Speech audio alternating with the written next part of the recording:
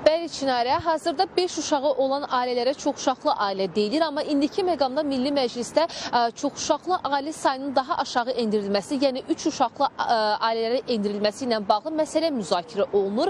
Ümumiyyətlə, maraqlıdır ki, indiki məqamda demoqrafik göstəricilərimizdə nə proses baş verir ki, bu vəziyyət şərtləndirir, yəni bu məsələlərin müzakirəsinə ehtiyac duyulur. İndi bu suala cavaba hazırda qonağım sosioloq Üzeyir Şəfiyevlə birlikdə aydınlıq gətirəcək. Xoş gördük Üzeyir bəy.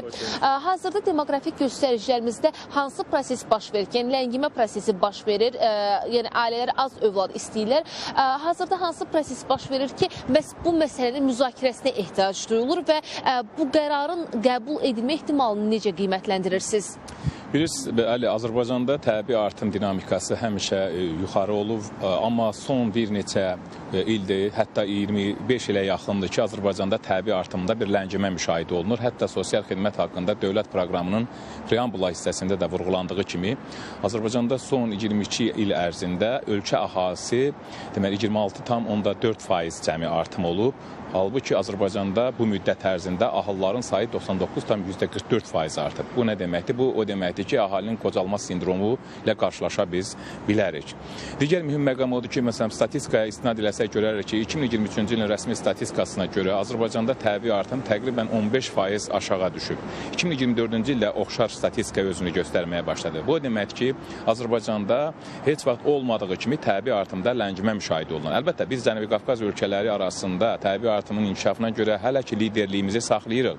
Ancaq deməli, tarixi ekskurs baxımından biz görürük ki, Azərbaycanda təbii artım bir neçə 10 il əvvələ nisbətən enmə dinamikası ilə müşahidə. Bu da əslində qlobal bir tendensiyadır, təkcə Azərbaycanda deyil. İnsanlar artıq əhali artımı ilə bağlı düşünməyə başlayıblar və ailə planlaşmasında artıq həm ailənin məzmununda, həm strukturunda, həm də ailə planlaşmasında dəyişiklik baş verir qlobal miqyasda. O cümlədən Azərbaycanda. Biz ki, Azərbaycan həm Sovet devrinə qədər, həm Sovet devrində çoxuşaqlı ailə trendi idi Azərbaycanda. Bir ənənəvi cəmiyyət olduğu üçün bu Azərbaycanda bir normal qarşılanmışdı, yəni ictimai sosial sifariş kimi mövcud idi və hətta Sovet dövründə Böyük Vətən müharibəsində itkilərin yerini doldurmaq üçün Sovet hökuməti demoqrafik siyasəti təşviq etmək üçün çoxuşaqlı ailələri təşviq eləyirdi, demoqrafik artımı təşviq eləyirdi, uşaq pulu adlanan sosial müavinətlər verilirdi, qəhrəman ana deməli statusu ayrılmışdı. Ancaq Sovet dövründən sonra artıq qlobal dünyaya Azərbaycan açıldıqdan sonra Azərbaycanda gördülər ki, heç də çoxuşaqlı ailələr deməli başqa ölkələrdə, qərb ölkələrində əsas deyil, əsas olan az uşaq olsun amma keyfiyyətli böyütsünlər, təhsil versinlər, mənzilləsinlər və karyera məsələlərinin tənzimlənməyə yardımcı olsunlar. Bu baxımdan da Azərbaycan cəmiyyətinin də düşüncəsində transformasiya baş verdi və Azərbaycanda çoxuşaqlı ailələrin statistikasında enmə müşahidə olundu. Hətta 2019-cu ildə biz əhali siyahıya alınma statistikasına istinad eləsək, Azərbaycanda təqribən 16 mindən çox 5-dən yuxarı uşağı olan ailələr qeydə alındı. Amma hazırki statistika bir qədər də aşağı düşüb.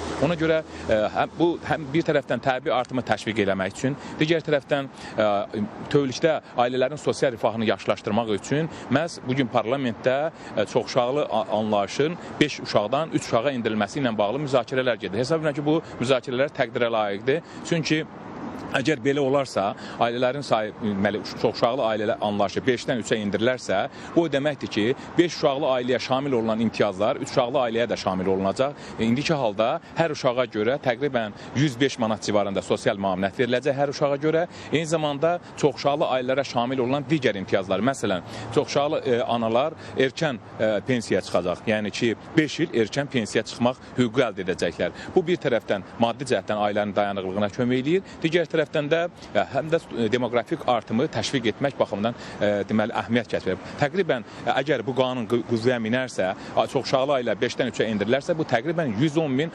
ailəni əhatə etmiş olacaq. Təşəkkürlər. Çox sağ olun məlumatı bizlə birlikdə təhlil etdiyiniz üçün. Bir daha xatırladım ki, artıq Milli Məclisdə bu məsələ müzakirə olunur. Amma təbii ki, insanların ehtiyaclarının olduğunu nəzərə alsaq, orta aylıq əmək haqqının insanları bir o qədər də qane etmədiyini nəzərə alsaq, yəni insanların təbii ehtiyaclarının qarşılanmasında o qədər də effektiv olmadığını nəzərə alsaq, məhz elə bu da əsas səbəblərdən biri hesab oluna bilər ki, insanlar az uşaq istəyir, yəni övlad böyütmədə bir qədər çətinlik çəkdilər. Elə məsələdə ətraflı şəkildə təhlil olundu. Çatdıra biləcəklərimiz isə bu qədər idi. Söz yenə sizdədir. Təşəkkürümü bildirirəm. Ətraflı məlumatı Rəqsanə bizimlə bölüşdüyün üçün və səbəblər barədə də təhlillər ekspertlə birgə apardığınız üçün.